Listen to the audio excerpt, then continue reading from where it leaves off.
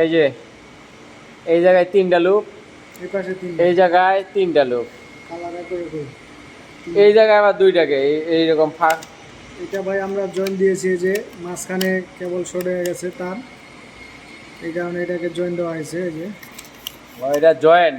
হুম। আর এটা কি 3টা বাড়িয়েছে?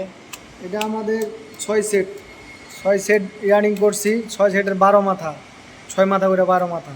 আর এখানে দেখেন এখন এই যে 2টা করে লাগছে না, টপ বটম মিলে এখানে একটা কানেকশন হয়েছে।